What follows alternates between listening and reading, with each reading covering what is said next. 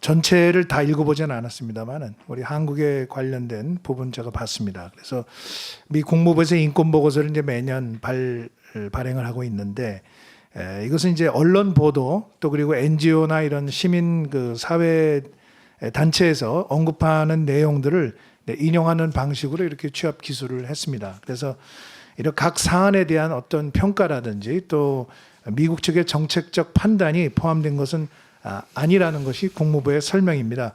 한국의 민주주의와 뭐 인권, 언론의 자유에 대한 미국의 평가와 신뢰는 확고하다고 생각을 합니다. 그래서 이번에 저희가 민주주의 정상회의를 개최를 하는데 거기 그 바이든 대통령이 한국의 민주주의 정상회의 공동 개최하는 것에 대해서 민주주의에 대한 도전에 공동 대처해 나가는 것의 중요성을 보여주게 될 것이다. 이렇게 저술을 하고 있습니다. 그래서 여기에 나온 내용들은 저희가 뭐 당연히 참고를 하겠습니다만은 이러한 건 인권 보고서에 앞으로 그 한국에 관련된 내용들이 좀 더 진전된 내용으로 나올 수 있도록 또 노력도 하겠습니다.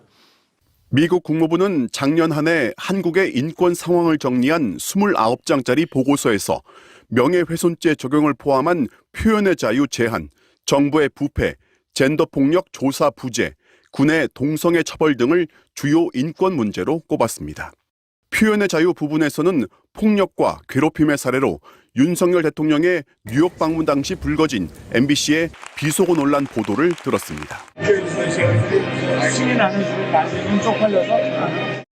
MBC가 윤 대통령이 외국 입법부를 비판하는 영상을 보도한 뒤 윤 대통령은 이 보도가 주요 해외 파트너들과 관계를 훼손시켜 국가 안보를 위험에 빠뜨릴 수 있다고 말했다고 적었습니다. 사실과 다른 보도로서 이 동맹을 훼손한다는 것은 국민을 굉장히 위험에 빠뜨리는 일이다. 이후 여당 의원이 MBC를 명예훼손과 대통령의 업무방해 혐의로 고소했다고 전했습니다.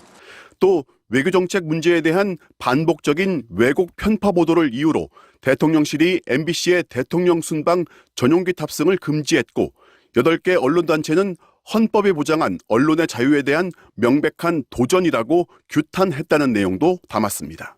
대통령 전용기 탑승을 개인 윤석열의 사유재산 이용에 시혜를 베푸는 것으로 착각하는 대통령실의 시대착오적 인식에 경악을 금할 수 없다.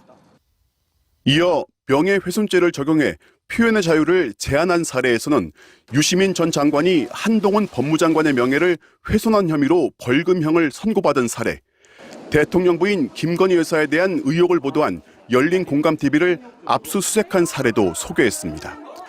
부패 분야에서는 윤 대통령이 경제적 이유 등을 들어 이재용 삼성 부회장과 신동빈 롯데그룹 회장을 사면한 사실을 언급했습니다. 지난 대선 당시 논란이 됐던 대장동 사건은 작년에 이어 이번 보고서에서도 등장했습니다. 민주당 이재명 후보 캠프에 선거자금 6억 원을 받은 혐의로 기소된 김용 전 부원장과 아들이 퇴직금 50억 원을 받아 뇌물수수 혐의로 기소된 곽상도 전 의원도 부패 사례로 들었습니다. 블링컨 국무장관은 이번 보고서를 공개하면서 전 세계 200여 개 나라의 인권 상황을 객관적으로 설명했다고 말했습니다. 또 동맹이든 우방이든 미국과 의견이 다른 나라든 똑같은 기준을 적용했다고 설명했습니다. 워싱턴에서 MBC 뉴스 왕중명입니다. 당시 윤석열 대통령의 비속어 논란은 148개 언론사가 보도했습니다.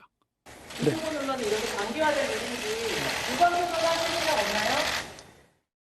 그런데 대통령실은 첫 보도를 한 MBC만을 집어 국익을 훼손했다고 공격했습니다. 여당인 국민의힘도 MBC를 항의 방문했고 기자에 대한 형사 고발까지 이어졌습니다. 단순한 해프닝을 회계 참사로 주장하여 정권을 흔들어 보려는 속셈입니다. 제2의 광우병 선동입니다. 여권은 MBC 보도를 동맹과 국익을 훼손하는 짜집기, 왜곡, 거짓이라고 규정했고 급기야 취재진의 대통령 전용기 탑승까지 금지했습니다. 가짜 뉴스로 이간질하려고 아주 악의적인 그런 행태를 보였기 때문에 대통령의 그 헌법 수호 그 책임의 일환으로서 미국 국무부 인권보고서는 지난해 9월부터 11월까지 이어진 대통령과 집권 여당의 이러한 대응을 정리한 뒤 표현의 자유에 대한 폭력과 괴롭힘으로 규정했습니다. 이상한 국가 권력의 언론 탄압행위다 이렇게 보는 시각을 담고 있는 거죠. 언론의 표현행위를 탄압한다는 게 과연 맞는가 하는. 민주당은 보고서를 인용하며 망신이고 창피한 일이다. 대한민국 국격이 이렇게 떨어졌나 자괴감이 들었다고 지적했습니다. 국민의힘 권성동 의원은 미국에는 명예훼손죄가 없기 때문에 우리나라와 미국의 사정은 다르다고 주장했습니다. MBC 뉴스 김민찬입니다.